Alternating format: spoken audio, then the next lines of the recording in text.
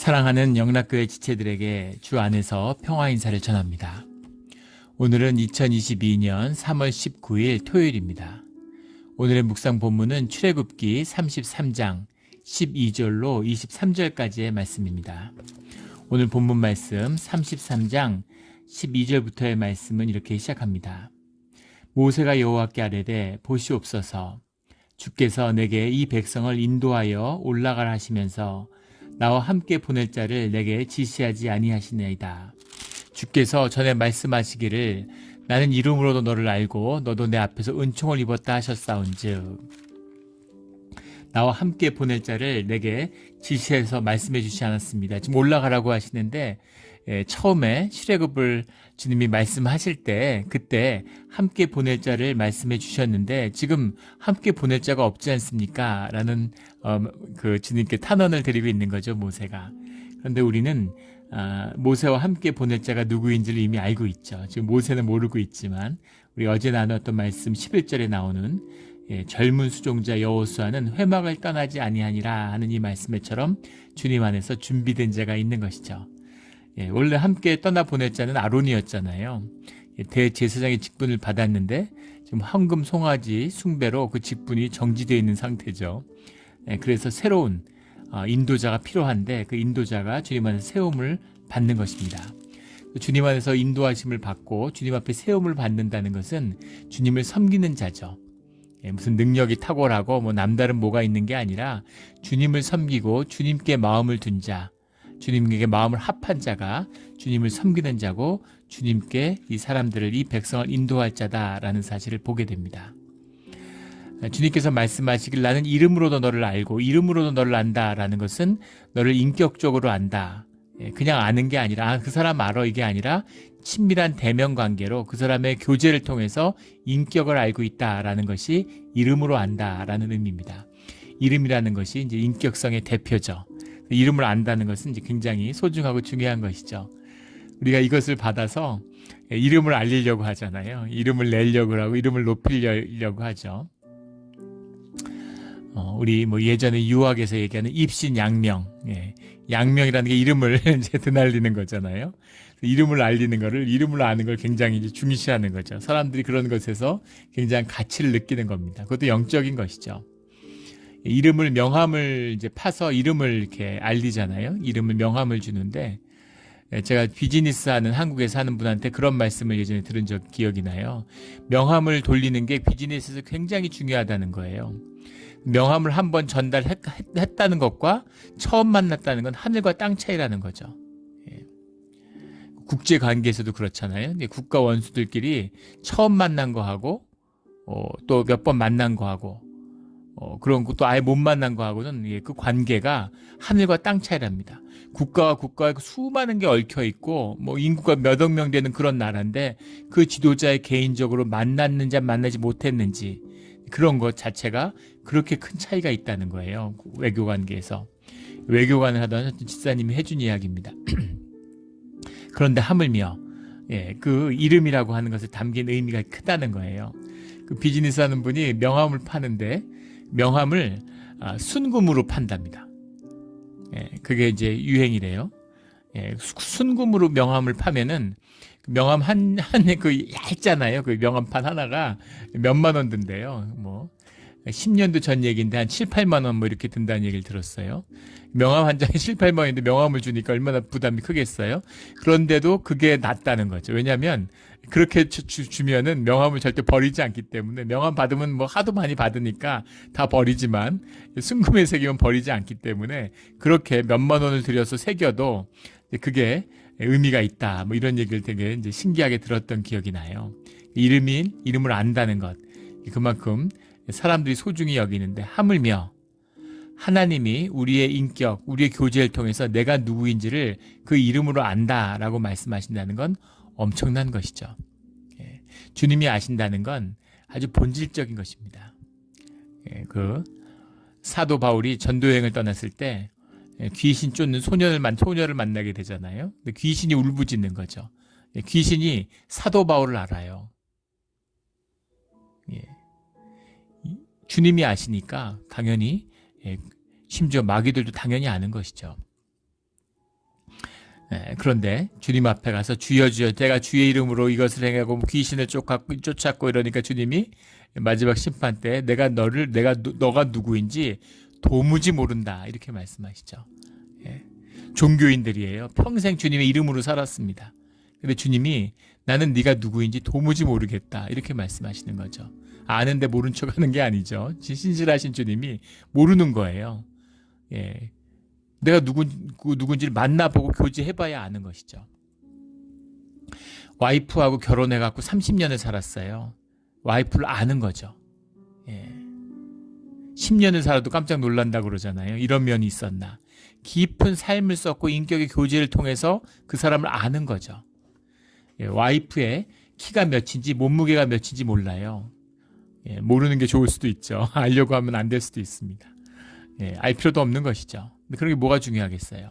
그런데 만약에 내 와이프를 누군가 공부해가지고 연구해서 박사학위를 한번 땄다고 생각해 보세요. 10년, 20년을 연구해서 모든 어디서 공부했고 뭘 공부했고 뭘 무슨 일을 했고 모든 걸 다 탐문해서 다 알아요. 근데 안다고 할 수 있습니까? 모르는 거죠. 그 사람하고 만나서 얼굴을 대면하고 교제하고 살아봐서 그래야 그 사람을 아는 거죠. 그런 걸 의미하는 것이 바로 이름으로 너를 안다라는 뜻입니다. 주님을 교리적으로 종교적으로 지식으로 아무리 알면 무슨 의미가 있겠습니까? 이 무슨 의미가 있겠어요? 주님을 대면하고 교제함으로 인격이신 주님을 알아야 되는 것이죠. 주님을 안다는 건 주님이 또 나를 아신다라고 말씀하시는 주님이 물론 큰 틀에서 우리의 머리카락 수도 다 세고 아시죠. 그런 의미가 아니라 우리의 인격을, 교제를, 경험을, 기억을 통해서 아신다 이런 의미입니다. 주님이 너를 알고 너도 내 앞에서 은총을 입었다 하셨사온즉 오늘 본문 가운데 은총이라는 말씀이 여러 번 나오는데 13절에도 주의 목전에서 은총을 입었사오면 이렇게 얘기합니다. 헨이라는 말인데 카우난이라는 말이 이제 원형이에요. 그레이스도 되고 페이버도 됩니다. 기쁨이에요. 네가 나의 기쁨이 되었다. 기쁨으로 너를 간직했다. 목전에서 은총을 입었다는 건 주님의 기쁨이 됐다. 이런 의미입니다. 이런 말씀들이 무슨 의미인지 아마 느끼실 겁니다. 저희가 아들 셋을 키우는데 그 아이들의 모습들이 기억에 눈앞에 기쁨으로 기억되는 장면들이 있어요. 우리 큰애는 처음 걷던 날, 태어난 날도 그렇고 처음 걷던 날, 처음 자전거를 탄 날 이런 모습들이 눈에 선합니다. 마음에 완전히 그게 밟혀서 그 모습을 생각하면 마음이 따뜻해지고 그런 감사한 아득한 기억 속에 있는 것 같지만 그 모습이 늘 기억에 남는 것이죠.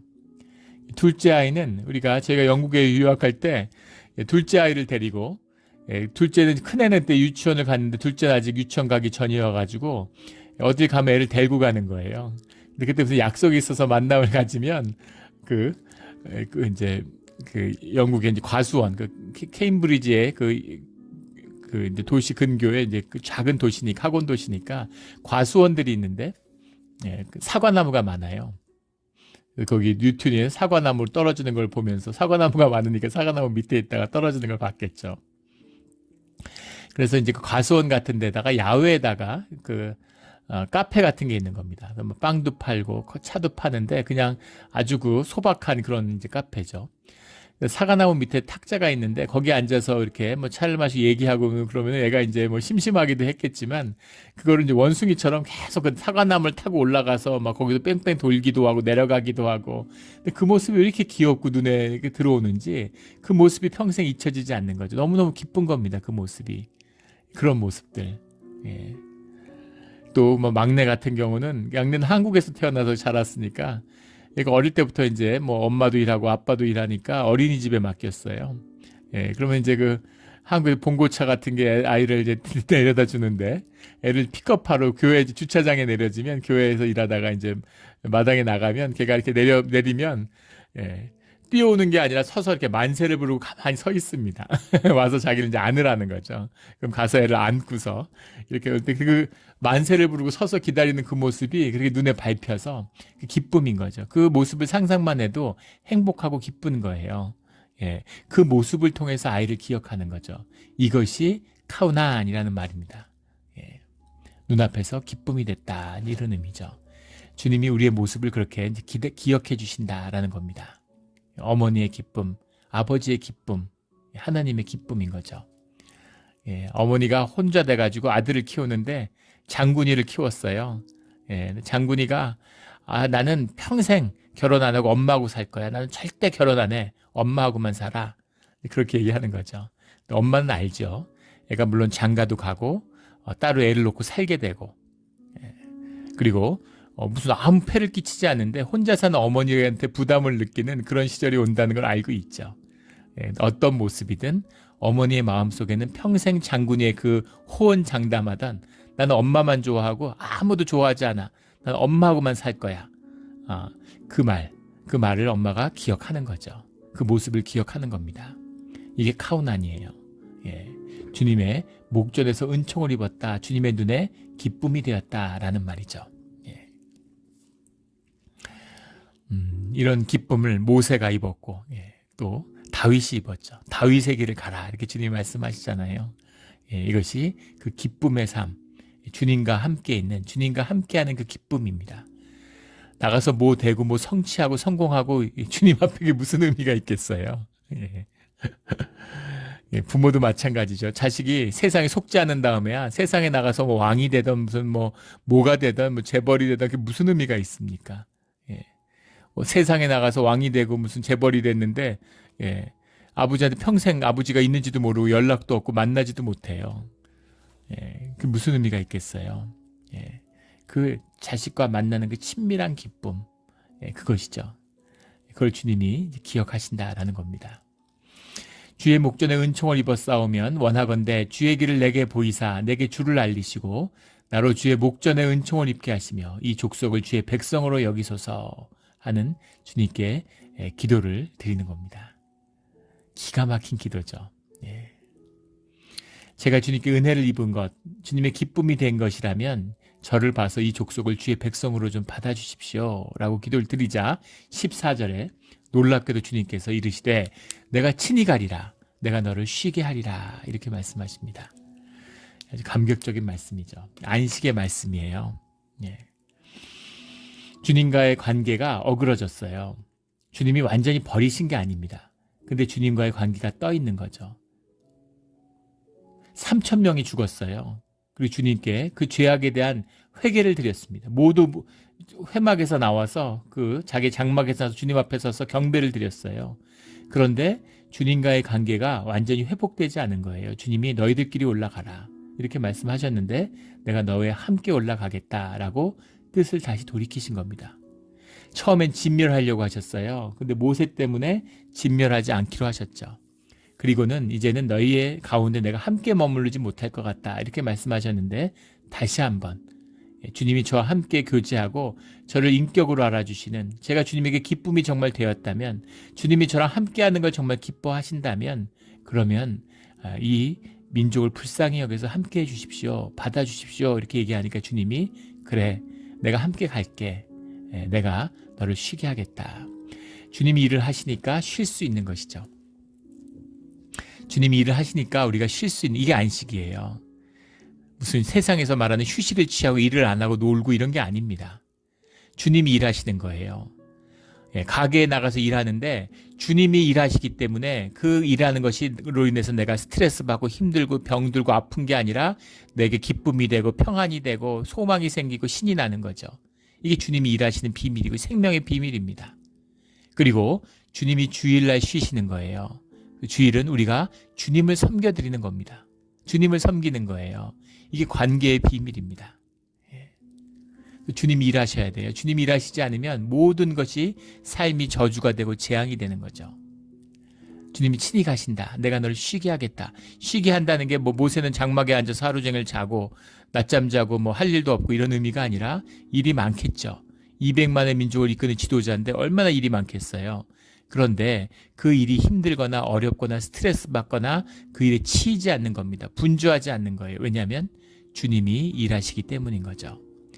이 축복을, 이 비밀을 이 주님이 친히 가시기 때문에 주님이 일하시기 때문에 우리가 쉬는 이 안식의 비밀을 신앙 가운데 생명으로 깨달아 아는 누리는 우리 모두가 되기를 주의 이름으로 축원합니다. 깊은 말씀이에요. 귀 있는 자는 들을지어다. 귀 있는 자는 들을지어다. 이 깊은 말씀을 깨달아 알아야 되는 겁니다. 이 모세의 이 기도로 인해서 또 이스라엘의 운명이 또 한 번 바뀌는 것이죠. 이게 중보의 비밀입니다. 이런 기도하는 주의 자녀들이 서야 돼요.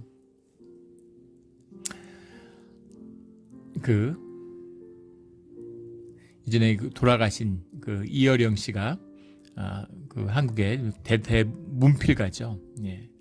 근데 그분이 이제 우리 예전에 한국에 섬기던 교회에 와서 집회를 하셨는데 그런 말씀을 해요. 예. 딸 하나 아들 둘인가를 스라에 뒀는데 그 큰 딸을 그렇게 이제 예뻐하고 그랬다는 거예요. 근데 큰 딸이 이제 뒤에 목사님이 되시고 선교사님 되시고 그러셨죠. 원래는 우리 LA 지역에 최초로 한인 여성 최초의 검사가 되셨던 분이죠. 근데 주님을 영접하고 목회의 길을 가게 되셨는데,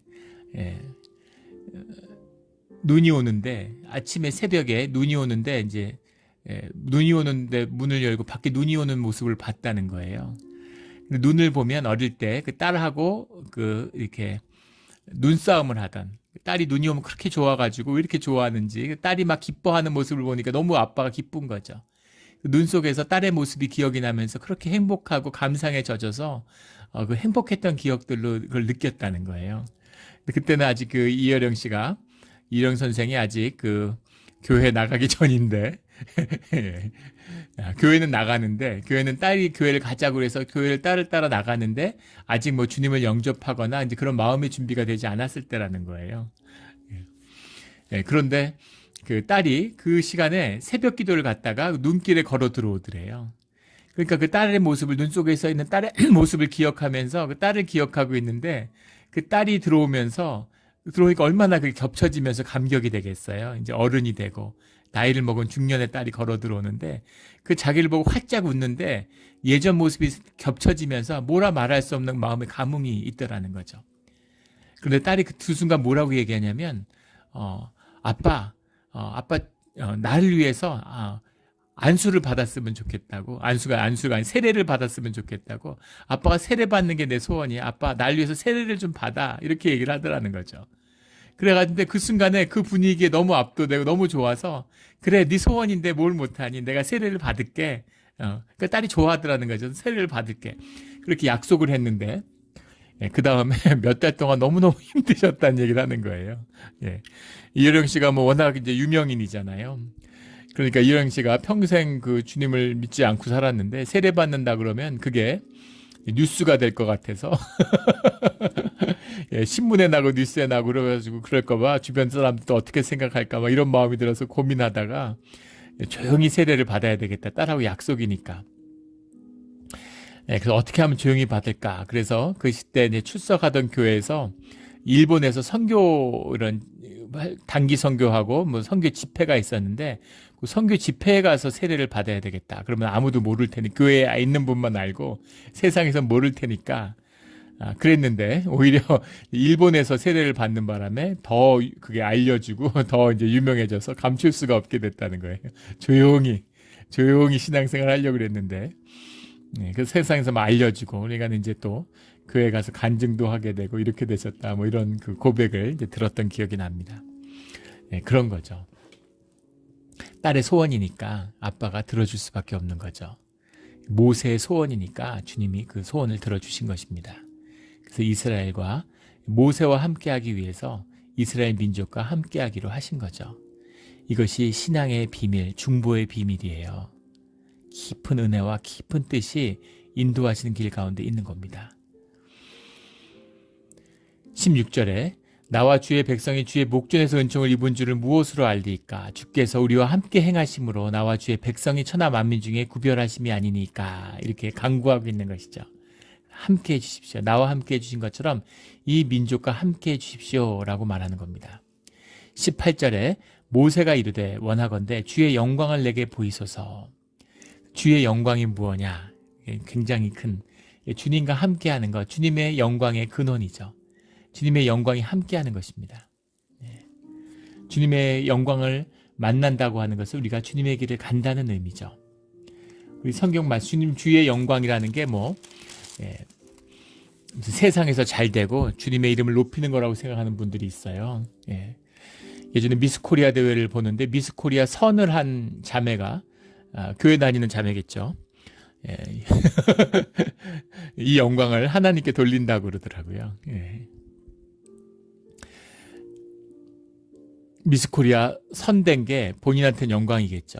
그런데 그 영광을 주님이 받으실까요? 주님이 영광을 받는다는 게 무슨 의미인가요? 예. 영광이라는 건 주님의 임재를 통해서 주님이 하셨다는 겁니다. 예. 물론 그랬겠죠. 그런데 그것이 자칫하면은 마치 이렇게 오해받을 수 있어요. 선을 받은 게 영광이면 그러면 하나님의 함께 하시고 하나님의 함께 하지 않으셨는데 진을 받고 선을 받은 사람은 뭡니까? 예. 미스코리아 진선미죠. 미가 됐는데 3등 했는데 1등, 2등은 뭐예요? 예. 1등, 2등은 그 마귀의 능력으로 하나님보다 더 높아진 겁니까? 예. 그런 내가 받은 영광, 내 영광을 주님께 드려서 주님이 높아지세요. 주님이 그런 영광이 필요한 분이 아니시죠. 그리고 내가 그런 식으로 주님을 높이는 게 아니에요. 예.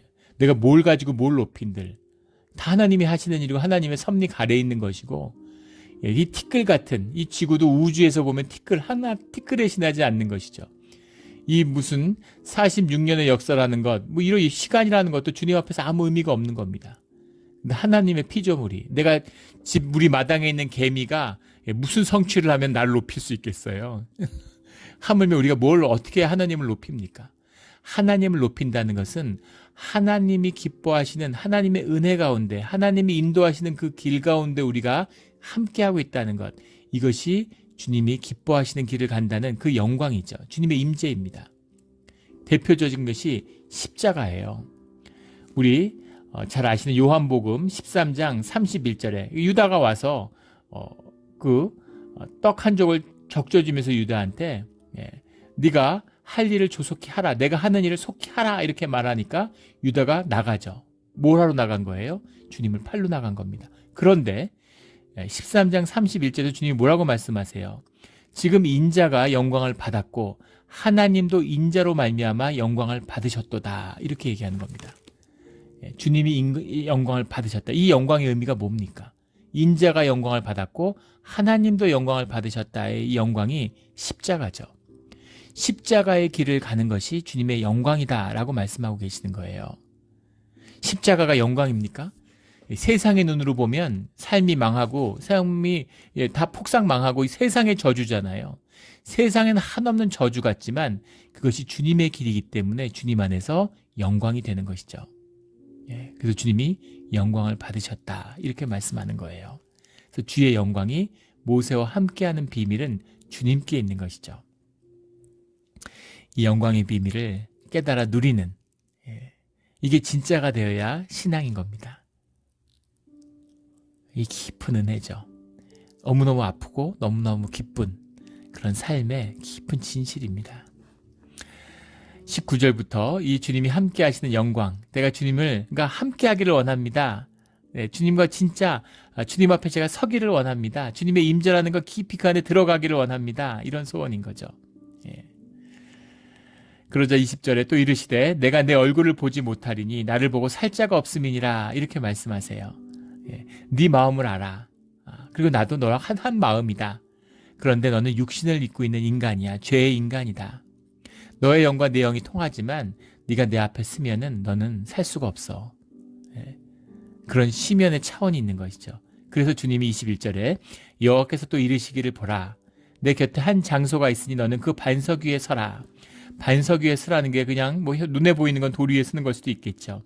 근데 그 반석이라는 게, 그 반석 하추루라는 말인데 또 뭐 더 스톤 이런 거죠. 그 추루라는 말은 돌도 되지만 피난처와 구원을 상징하는 겁니다. 주님의 영광의 임재 가운데 나오면 죽어야 되는데 그것으로부터 너를 지켜줄 수 있는 구원의 피난처 위에 네가 서라, 이거죠. 22절에 내 영광이 지나갈 때 내가 너를 반석 틈에 두고 내가 지나가도록 내 손으로 너를 덮었다가 손을 거두리니 내가 내 등을 볼 것이요 얼굴은 보지 못하리라. 의인화한 것이죠. 이걸 뭐라고 설명할 수 있겠습니까? 주님을 만났어요. 주님의 임재가 있어요. 그런데 죽지 않았어요. 주님이 지켜주시고 보호해 주셨는데 그걸 손으로 덮었다 이렇게 말씀하시는 것이고, 등을 봤는데 얼굴은 보지 못했다. 주님의 등은 그럼 어떻게 생겼나? 예. 비유적인 표현인 것이죠. 그러나 주님의 임재, 페이스 투 페이스로 만나는, 주님과 직접 대면하는 그 영광 속에 모세가 그걸 경험했다는 겁니다. 그건 동시에 주님이 경험하도록 허락해 주셨다는 거죠. 지키시고 생명을 지키고 함께하고 싶고 만나고 싶은데 만날 수 없는, 지켜주는 거죠. 함께 해주는 겁니다.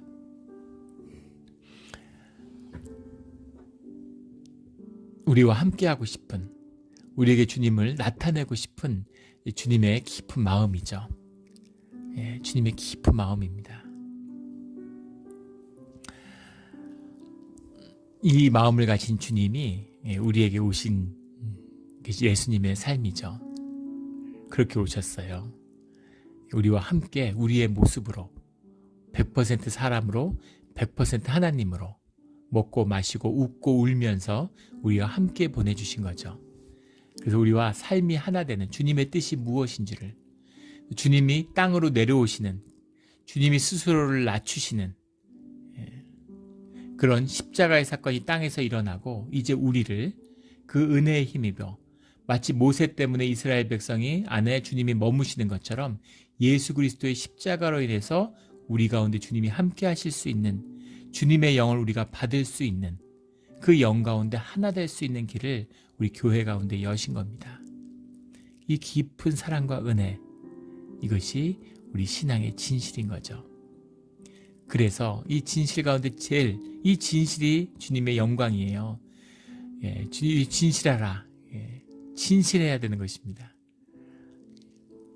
실제니까, 본질이니까 주님과 함께하는 사건, 영광의 비밀이죠. 이 깊은 비밀을 결코 놓치지 않는, 세상에 다 놓쳐도 됩니다. 그런데 이 진실, 우리의 신앙, 주님의 영광, 이 임재의 비밀을 절대 놓쳐서는 안 되는 거죠. 이걸 놓치지 않고 복의 길을 여는 이 은총의 길이 우리 옆에 열리는 우리의 믿음의 자리가 되기를 주의 이름으로 축원합니다. 아멘. 함께 기도드리겠습니다. 하나님 아버지, 감사합니다. 주님이 우리를 얼마나 사랑하시는지, 우리와 얼마나 함께하고 싶어 하시는지 우리에게 느끼게 하여 주시니 감사합니다. 모세처럼 우리가 주님과 함께하기를 원합니다. 십자가에 보혈이 있었기에 이제 주님과 한 몸을 이루는 교회가, 진짜 주님과 함께하는 교회를 이루기를 원합니다. 주여 아버지여, 등을 보는 은혜가 아니라 십자가의 보혈의 은혜로 주님과 품에 뜨겁게 안기는, 주님의 눈에 기쁨이 되는 우리의 삶, 부족하고 모자라지만 주님이 받아주시고 주님이 귀하게 여겨주신 이 귀한 삶, 이 삶이 주님 앞에서 꽃피우게 하여 주시옵소서. 감사합니다. 감사합니다. 예수 그리스도 이름으로 기도드렸습니다. 아멘.